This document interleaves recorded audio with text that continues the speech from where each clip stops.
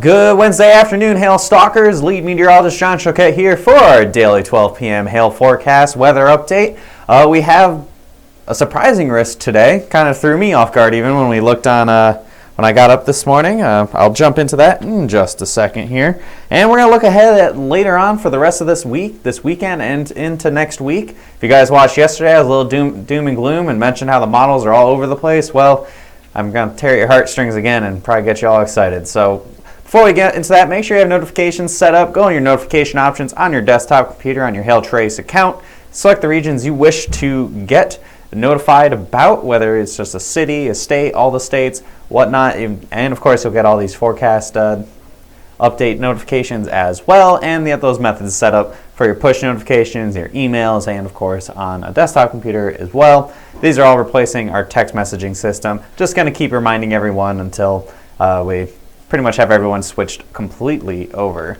And now going to the forecast for today. Yeah, this is a surprise out in the Mountain West here. Looks like we have a chance for some storms across the Salt Lake City area. Get a nice little Mormon hailstorm, I guess. And we got some storms later on this afternoon, probably around after 2 o'clock Mountain Daylight Time, so about 3 o'clock Central Time. Few storms. I think, honestly, most of it's going to be more wind threat, just some heavy showers, lightning, and maybe up to some quarter-sized hail, giving a 2% chance in Salt Lake City, mainly because Utah is a fairly not populated state. The people are pretty much just right along right here. So if it doesn't hit where Salt Lake City is, it's not really going to hit that many people. So that's what we're expecting for today, just a surprising little risk out in Utah. Looking ahead, however, we're jumping ahead to Friday now, and it's looking more and more confident that we're going to see some storms here across Arkansas, Mississippi, parts of western Tennessee and far eastern Texas, and even down into Louisiana. I think we're going to see some storms possible Friday afternoon and evening. And then even beyond that, we'll get into that in just a second here about the potential for some more storms a little bit further to the west into Texas on Saturday and Sunday, and then even looking ahead into next week. All right, we're going to jump into that next here. So give me a second to switch over to screen display. And we're going to jump at the models. And so latest American model has come in. And yesterday, again, if you guys watched yesterday, things were looking a little grim. But I was also mentioning how this is the time of year where the computer forecast models are all over the place. We can one day be saying we're at a super outbreak, next day saying snow, and then the day after that saying not much of anything at all. Yesterday, things were looking a little quieter. I wasn't really buying into it that much. And now looking ahead to today, things are looking much more active. The big factor in it is this first initial system that's going to be pushing through on Friday, what's giving the risk in Arkansas and Louisiana and into Mississippi.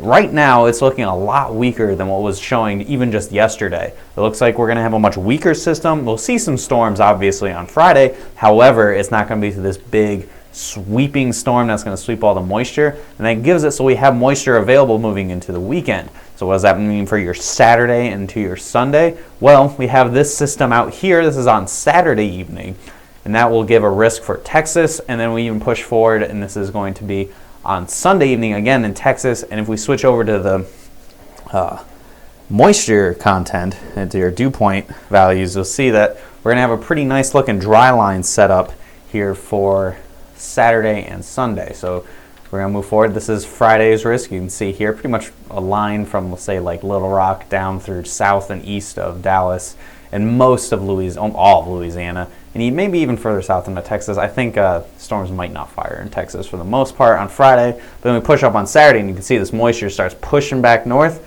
This number right here, that's the Dallas Metroplex, and now we move forward on to Saturday, and you see deep moisture all the way up in this nice little arc here. This was a little, we call it a dry line bulge, and basically that's the dry air trying to push out, and that makes it so storms fire along the dry line. And this will probably, if this were to occur right now, this would push supercells up into the Dallas area, which of course would mean be a pretty big deal for, especially because we have a lot of clients here in the Dallas area. I know a lot of you guys are really waiting for that first Dallas storm.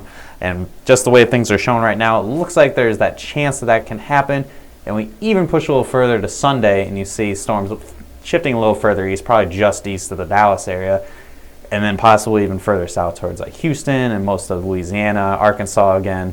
And that continues to push through, and then this system should sweep the Gulf of a lot of moisture for the beginning of next week. However, we push forward even further into next week. You see all the moisture start swinging back north, and this is on Thursday. You can see the moisture's out.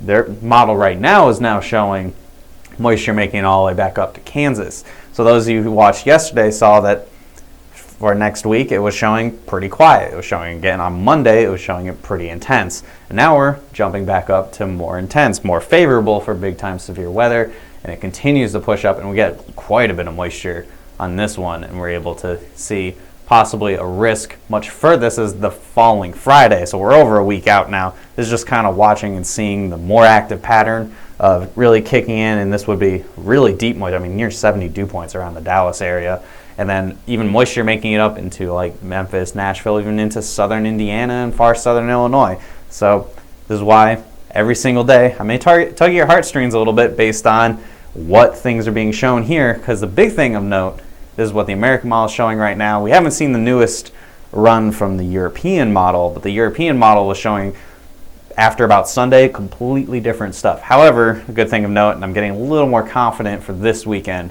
the European model is showing a very similar setup for Saturday and Sunday, where north central Texas may be at risk for some storms, and further east into Arkansas and stuff on Sunday as well. So we're starting to lean a little more into the potential for some severe weather going into this weekend. So that's at least exciting. Things are starting to agree a little bit, and then beyond that, it's a crapshoot. We're going to kind of figure out, we're going to see what happens later on today for the European model. If it starts to come more in agreement with this, then obviously we'll be starting to hype up more. But the big thing to note here is notice how the moisture never goes back down to the Gulf after we get through this next week, and it really starts to move north. Again, this is far out on the models. This is, may or may not happen, but more just kind of a pattern recognition. The fact that we're seeing all these rich dew points, all these nice blue colors here on the map, showing that moisture will be available. Things are warming up. We're not going to see these big systems go and sweep the Gulf and give a foot of snow to the northeast for the millionth time this year. It looks like we're really going to start getting into a more active pattern. So whether or not it's specifically these days that they're suggesting, it's more storms are just going to be set up and ready to go to happen. So I think we're going to be moving into that active pattern once we get into this weekend, and the distance between a good event and then nothing and then a good event again will be getting shorter and shorter and shorter as we move towards April, and hopefully we'll start seeing events pretty regularly. So with that, all my little babbling there, if anybody has any questions, I can answer them for you here. Okay. Just a lot of blame John hashtags. Okay. All right, yeah.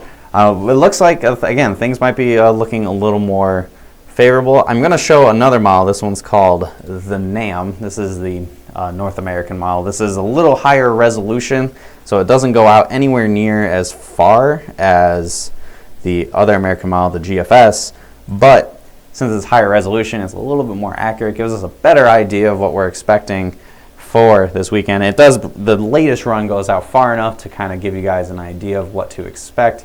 I've zoomed in here on the South Central Plains, and we get to Friday, and you see here, this is Friday's forecast. Again, this is probably somewhere across Arkansas, down into Texas a little bit, lots of Louisiana, but then watch as the moisture continues to stream north for your Saturday. And right here, you see that nice little dry line bulge. Here are the counties, like right in here for the Dallas area. So this would probably be some storms that would form probably, I don't know, at late afternoon. And we'll have to watch this very carefully on Saturday, of course. Again, a lot of our clients, and a lot of you guys who watch, you watch very carefully in the Dallas area, and Dallas is a very large market. So we'll be watching this for the rest of the week. This is probably going to be our main speaking point for tomorrow, and then Friday we'll talk obviously about the storms on Friday, and then on Saturday it looks like I'll probably be here Saturday morning on St. Patrick's Day to do a forecast. Won't be wearing green though, or you'll just see me as a floating head and hands. So with that, I think we're going to kind of wrap things up a little bit here. That's all I really have for today, just giving you that nice forecast update. Fortunately, I would show the other computer model if it decided to actually come in a little bit earlier in the day, but once we start doing the 5 p.m. forecasts, we'll have that model data in there as well. The 5 p.m. forecast, again, probably won't be till about April unless next week proves to be extremely active. But so we're just going to play it by ear, and we'll obviously let you know when things start happening more frequently than just the 12 p.m. updates. You can always watch us on our app as well. If you're out working maybe that Mount Pleasant storm or out in Pine Bluff, you just click that little lightning bolt. You can watch us live in the corner of your screen while you're doing your work, or you can make it go full screen. And if you just go landscape and click on the video, and if it's not currently live, you'll just see the most recent broadcast. So if you miss this video, if you miss our live video by like 20 minutes, you can just sit back and watch it again.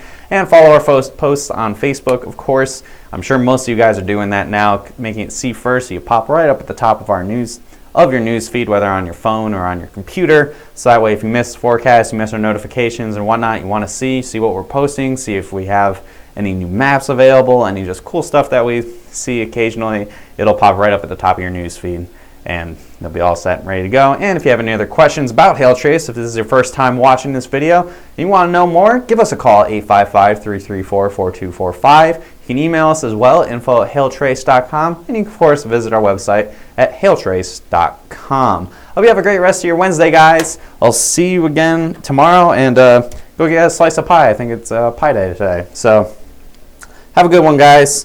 And I think, yeah, no more questions. So I think I'm going to end it there. I'll see you tomorrow.